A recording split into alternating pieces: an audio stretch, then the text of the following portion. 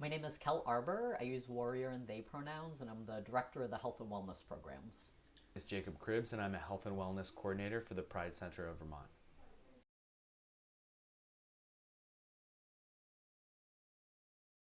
I first heard about the Pride Center when I was in college. I was in a class with the two people that designed the center originally back when it was RU12.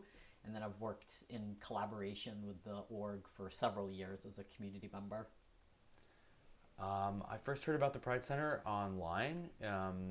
When I moved to Vermont, I was looking to make community, and so I hopped on to see kind of what things were going on the calendar, and so that's my first introduction to the Pride Center.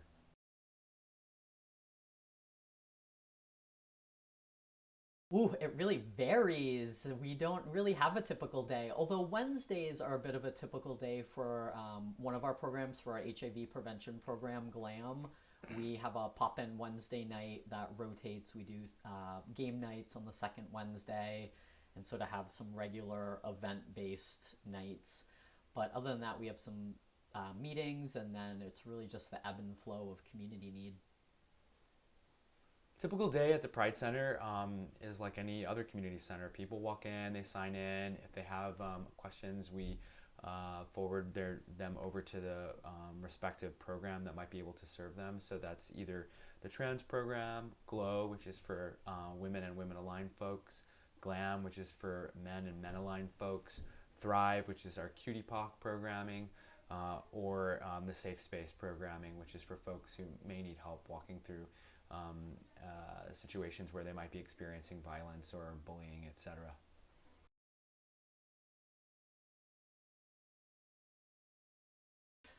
I some of my favorite events to plan are the bike rides and the game nights. Like the bowling night is really fun. Lots of Pride Fests are coming, and we do a lot of tabling and go out to bar outreach events. So hanging out at other people's events and giving out safer sex and substance use prevention materials. Um, Excited to plan what is upcoming. There's a Thrive Ball for our Cutie Puck team that's going to be really fun later in the summer. And we've got a bunch of new Pride Fest this year. Essex and Springfield and Brattleboro are all having their first Pride events this year, so that will be really exciting. So in the past, I've helped plan the statewide Pride, which happens in September here in Vermont, just because that's when most of the college students are still around and able to partake. So that's a really big event that I help plan. But in the past, I've planned running events. We've planned movie nights. We've planned bowling nights. We've planned apple picking. We've planned field trips to local businesses and hotspots around. And this year, I'm really looking forward to planning some more running events, some hiking events, hopefully some field trips up to Montreal for some of our folks. Yeah, I'm really looking forward to also doing some community civic volunteer events where people can jump in and do some green ups or sort of help support other community orgs.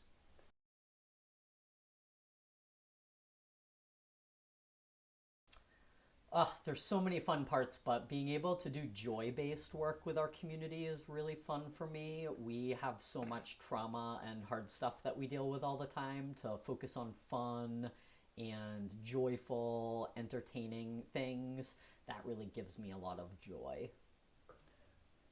Best part about working at the Pride Center is the people.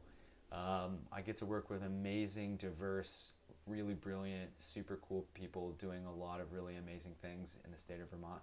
It really makes me happy to know that I'm able to be of service to them.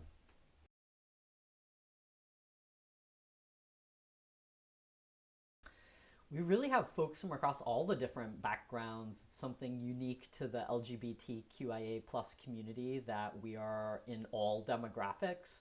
So we have folks that are low income and folks that are super wealthy. We've got folks across every gender diversity. We don't cater to heterosexual communities, but we have a lot of allies that connect with our space to help serve our community better. So we really see a little bit of everybody. The folks that we attract are first-time Vermonters, so people who just moved to the state. We attract the program demographic, respective demographics for our program, so that's cutie POC folk, That's women and women aligned folk, that's trans folk, that's gay bi trans masc folk. And we do our best to make sure that if we don't have a specific program, for example, for intersex, asexual, aromantic, gender nonconforming folks, that they know that we're able to help support the formation of new groups and new events if there's community interest or need. Since we're a small group of people running a statewide org, we're really open to sort of using resources and funds from our already established group programming to make sure that we're spreading the love for other members of the wider LGBTQIA community, to make sure that there's services, events, and group gatherings for all queer folk. So yeah, that's the type of folks that we serve.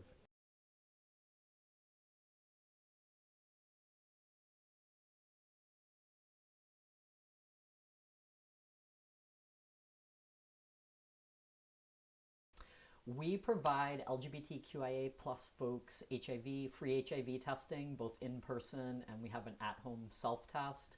We have safer sex supplies, lube, condoms, dental dams, gloves. We have naloxone overdose prevention kits. We have a monthly sex chat for queer bisexual guys. We have a safe space hotline for any Vermonter who is experiencing harm who's in the LGBTQIA community.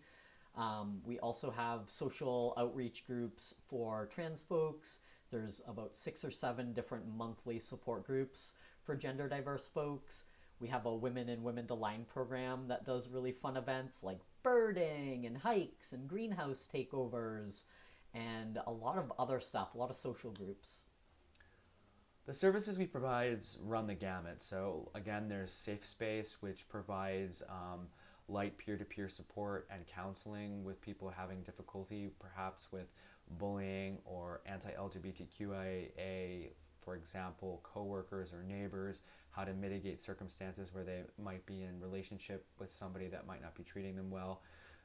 We provide access to safe sex supplies, we can connect you to healthcare providers, HIV tests.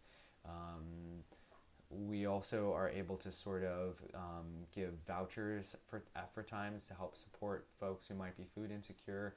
So just like any other civic sort of social work organization, we're able to do our best to meet some of the basic needs that a human being might have, sort of advocacy for shelter, food, clothing. We have gender affirming clothes and supplies that people can pick up here. We have library books and information we can give. We also have, sometimes people can borrow sports goods or music equipment. So we're basically, a community center. So anything you might find at a community center, we can provide for anyone walking in.